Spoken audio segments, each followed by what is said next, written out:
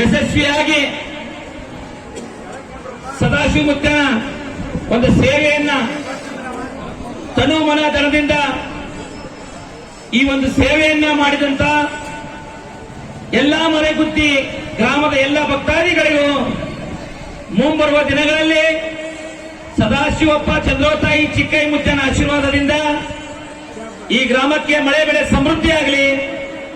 ಅದರ ಜೊತೆಗೆ ನೀವು ಬೆಳೆದಂತ ಬೆಳೆಗಳಿಗೆ ರೋಗ ರುಜಿನ ಬೀಳಲಾರ್ದಂಗ ಬೆಳೆಗಳು ಹೆಚ್ಚಿಗೆ ಬೆಳೆಯಲಿ. ಅದರ ಜೊತೆಗೆ ನೀವು ಅಂದುಕೊಂಡಂತೆ ಸದಾಶಿವಪ್ಪನ ಸೇವೆ ಮಾಡಿ ನನ್ನ ಮಕ್ಕಳ ಮೊಮ್ಮಕ್ಕಳಿಗೆ ಒಂದು ಒಳ್ಳೆಯ ಮಾರ್ಗದರ್ಶನ, ಭಕ್ತಿಯ ಮಾರ್ಗ ಇವೆಲ್ಲವನ್ನ ಅನುಕರಿಸಿ ಅದರ ಜೊತೆಗೆ ನಿಮ್ಮ ಮಕ್ಕಳ ಮೊಮ್ಮಕ್ಕಳಿಗೆ ಒಂದು ಒಳ್ಳೆಯ ಉದ್ಯೋಗವನ್ನ ಅಡವಿ ಸಿದ್ದೇಶ್ವರ, ದಿಗಂಬರೇಶ್ವರ, ಬಬಲಾದಿ ಸದಾಶಿವ ಮುತ್ತನ ಆಶೀರ್ವಾದದಿಂದ ಅವರಿಗೆ ಒಂದು ಒಳ್ಳೆಯ ಹುದ್ದೆಯನ್ನ ಕರುಣಿಸಲಿ ಅಂತೇಳಿ ಸದಾಶಿವಪ್ಪನಲ್ಲಿ ನಾನು ಬೇಡ್ಕೊಳ್ತೇನೆ ಇವತ್ತು. ಅದರ ಜೊತೆಗೆ ಭಕ್ತಿಯ ಜೊತೆಗೆ ಹಣವನ್ನ ಪ್ರತಿಯೊಂದು ಭಕ್ತರಿಗೆ ಮುಟ್ಟುವಂತೆ ಈ ಅನ್ನ ಪ್ರಸಾದ ಸೇವೆಯನ್ನ ಮಾಡಿದಂತ ಔಟಿ ಪರಿವಾರಕ್ಕೂ ಬಹುಶಃ ಇವತ್ತು ಮನೆಗುತ್ತಿ ಗ್ರಾಮದಲ್ಲಿ ಅನ್ನ ಸಂತರ್ಪಣೆ ಜೊತೆಗೆ ಎಲ್ಲ ತಾಯಂದಿರು ಸೇರಿಕೊಂಡು ಹೋಳಿಗೆ ವಿವಿಧ ಪದಾರ್ಥಗಳನ್ನ ಬೆಳಿಗ್ಗೆ 4 ಗಂಟೆಯಿಂದ ನೀವು ಅಡಿಗೆಯನ್ನ ತಯಾರು ಮಾಡಕತ್ತೀರಿ. ಆ ತಾಯಂದಿರಿಗೂ ಕೂಡ ನನ್ನ ಹೃದಯಪೂರ್ವಕ ವಂದನೆಗಳನ್ನು ಅರ್ಪಿಸ್ತೇನೆ. ಇವತ್ತು ಭಕ್ತಿ ಅಂದ್ರೆ ಏನಪ್ಪಾ,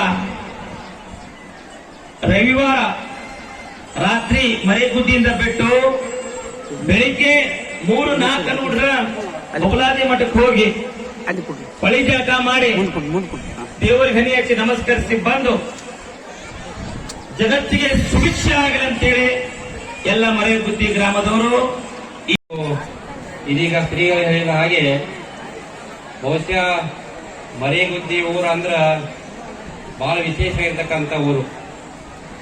ನಾವೆಲ್ಲ ಪುಣ್ಯವಂತರು. ಊರಿನ 4 ದಿಕ್ಕಿನೊಳಗ ಮಠಗಳು 4 ಮಠಗಳು ಯಾವ್ದಂದ್ರೆ ಅದು ಮರೆಗುದ್ದಿ ಊರು. ಬಹಳ ವಿಶೇಷವಾಗಿರ್ತಕ್ಕಂಥ ಊರು. ಅಷ್ಟೇ ಅಲ್ಲ, ಊರಿನ ಒಳಗೆ 4 ಮಠಗಳು ಅದಾವ, ಊರಿನ ಹೊರಗೆ 4 ಮಠಗಳು, 8 ಮಠಗಳು ನಮ್ಮ ಊರೊಳಗದಾವ. ಈ ಮಠಗಳು ಕಾಣಬೇಕಾದ್ರೆ ನೀವು ಉಡುಪಿಗೆ ಹೋಗ್ಬೇಕು. ಅಲ್ಲಿ ಕೇವಲ ಬ್ರಾಹ್ಮಣರು. ಇಲ್ಲಿ ವೀರಶೈವ ಲಿಂಗಾಯತ ಧರ್ಮದ ಅನುಯಾಯಿ ಮಠಗಳಿವೆ. ಬಂಧುಗಳೇ, ಕಳೆದ 5 ವರ್ಷಗಳಿಂದ ತಾವೆಲ್ಲ ಅತ್ಯಂತ ಸಡಗರ ಸಂಭ್ರಮ ಭಕ್ತಿ ಭಾವದಿಂದ ವಾರವನ್ನ ಸದಾಶಿವ ಮುತ್ತನ ವಾರವನ್ನು ಆಚರಣೆ ಮಾಡ್ತಾ ಇದ್ದೇನೆ. ನಾನು ಶ್ರೀಗಳಿಗೆ ಹೇಳ್ತಾ ಇದ್ದೀನಿ, ಸದಾಶಿವ ಮುತ್ತನ ಮಠದ ಅಧಿಕಾರಿಗಳಿಗೆ, ಸಿದ್ದರಾಮಯ್ಯ ಮಹಾಸ್ವಾಮಿಗಳಿಗೆ, 400 ಭಕ್ತರು ಎಷ್ಟು ಇಷ್ಟಾರಂದ್ರ ಒಂದು ಕಾಯಿ ಹೊಡಿದಿಲ್ಲ. 5 ವಾರ ಮುಗಿದ ತನಕ ಒಂದು ತೆಂಗಿನಕಾಯಿ ಹೊಡಿದಿಲ್ಲ. ಇಲ್ಲಿ ಬೇರೆ ಬೇರೆ ಕಾಯಿ ಹೊಡಿತಾರೆ, ಅದು ಬೇರೆ ಬಿಟ್ಟದ್ದು, ಅದನ್ನ ಹೇಳಂಗಲ್ಲ. ಇಷ್ಟು ಕಟ್ಟ ಬಂದಿರ್ತಾರಲ್ಲ, ಆ ದಿನ ಒಗ್ಗರಣೆ ಹಾಕೋದಿಲ್ಲ. ಒಂದಿನ ಎಲ್ಲರಿಗೂ ರಜೆ. ಬಹಳ ಮಂದಿ ಮಠಕ್ಕೆ ಬರ್ತಾರೆ. ಕೇಳ್ತೀನಿ, ಏನ್ರಿ ಅದರ ಇವತ್ತು ಕೇವಲ ಇವತ್ತು ಅನ್ನ ಅಂಬಲಿ ಸೋಮವಾರ ದಿವಸ. ಬಹುಶಃ ನಿಮ್ಮ ಅನುಭವ ಆಗಿರಬಹುದು ಬಂಧುಗಳೇ.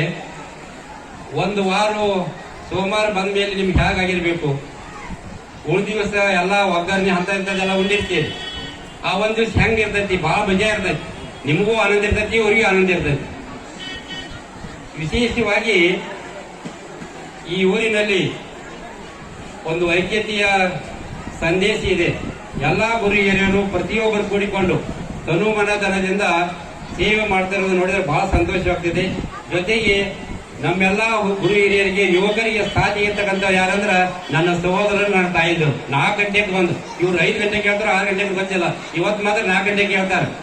ನಮ್ಮ ಮಾದೇವ್ ಗಣಾತಿನ ಸ್ವಾಮಿ ಬದಲಾಕತ್ತಿದ್ರು ಮಾಗಿನ ಲಗುನಗರಿ 4 ಕ್ವಿಂಟಲ್ ಏನ್ರದು ಬ್ಯಾಳಿ, 4 ಕ್ವಿಂಟಲ್ ಬ್ಯಾಳಿ ಕುದಿಸಿಟ್ಟಾರ. ಲಗುನ ಹೋಳಿಗೆ ಮಾಡಕ್ ಹಾಗೆ ನನ್ನ ಎಲ್ಲಾ ಸಹೋದರಿಯರು ನೋಡಿ ಎಲ್ಲಾರು ಬಹು ಬೇಗನೆ ಎದ್ದು ಹೊಂಟಿದ್ರು.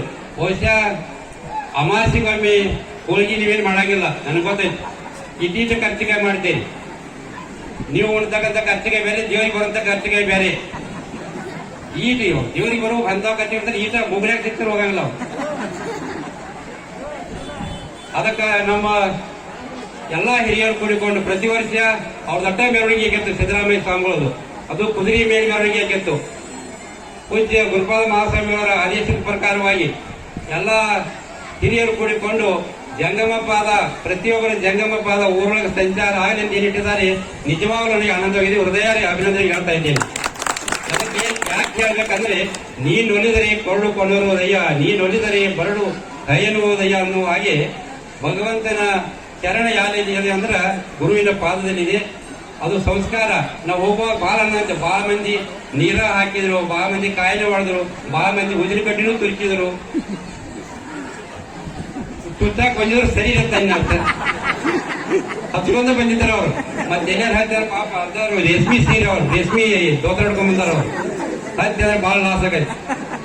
ಸಂಸ್ಕಾರ ಕಲಿಸ್ಬೇಕು. ಯಾಕಂದ್ರೆ ಗುರುಗಳು ಊರೊಳಗೆ ಬಂದ್ರೆ ಸಂಸ್ಕಾರ ಬರ್ತೈತೆ. ನಾ ಯಾಕೆ ಈ ಮಾತು ಹೇಳ್ತೇನೆ ಅಂದ್ರ ಮಠಕ್ಕೆ ಹೋಗ್ಬೇಕು ತಾಯಿ ಬರ್ತಾವ, ಪ್ರತಿ ಸೋಮವಾರಕ್ಕೊಮ್ಮೆ ಬರ್ತಾವ.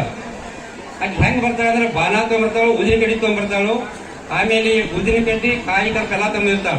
ಬಾನ ಹೆಂಗ್ ನೀವೈತಿ ಹೆಂಗ್ ಹಿಡಿತಾಳ ಅಂದ್ರ ಎಲ್ಲಾರು ನೀವ್ ಹೆಂಗ್ ಹಿಡಿತೀರಿ? ನೀವೈತಿ ಗಂಗವ್ವ ಹೇಳು ತುಪ್ತಿ, ನೀವೈತಿ ಹೆಂಗ್ ಹಿಡಿತೀರಿ? ಎಡಗೈ ಒಳಗ ಬಾನಂತಿ, ಬಲಗೈ ಕೈ ಮಾಡ್ತೀರಿಲ್ಲ.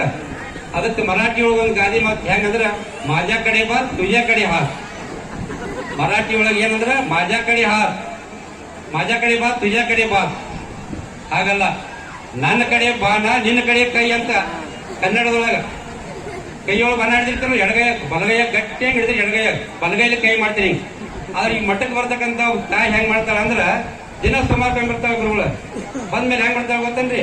ಬಾನ ಹಿಂಗ್ ಹಿಡಿದಲ್ಲ, ಹಿಂಗ್ ಹಿಡಿದಾಳ ನಿನಗ ಏನಂತಾನೆ ನಾ ಹಂತ ಜೀವನ ಹಾಕಿ ನಾ ಕೂತಿರ್ತಾನ. ಹೇಳ್ಬೇಕ ಸಮಯನೇ ಸಿಕ್ಕಿಲ್ಲ. ಬಹುಶಃ ಅವ್ರ ಓಣಿಗೆ ಹೋಗಿದ್ನಿ ಅಂದ್ರೆ ಹೇಳ್ಬಿಡ್ತೀನಿ, ಆ ಮನೆಗೆ ಹೋಗಲಿಲ್ಲ. ಅದು ಈ ಕಡೆ ಇದೆ. ನನಗೆ ನೆನಪಾಯ್ತು ಹೇಳ್ಬೇಕಂತ. ಪ್ರಶ್ನೆ ಕೇಳ್ಬೇಕಾಯ್ತು, ಯಾಕ್ರಿ ಎಲ್ಲಾರು ಅಕ್ಕ ಎಲ್ಲಾರು ಹಿಂಗ್ ನಿವಾಜೆ ಮಾಡ್ತೀನಿ, ಯಾಕೆ ಹಿಂಗ್ ಕೇಳ್ಬೇಕಾಗಿತ್ತು? ಕೇಳಿಲ್ಲ ಇನ್ನು. ಯಾಕೆ ಈ ಮಾತು ಹೇಳಕತ್ತ? ಪ್ರಸಾದವಾಗಿ ಬರ್ತಾ ಇದೆ. ನೀವೆಲ್ಲರೂ ತಿಳ್ಕೋರಿ.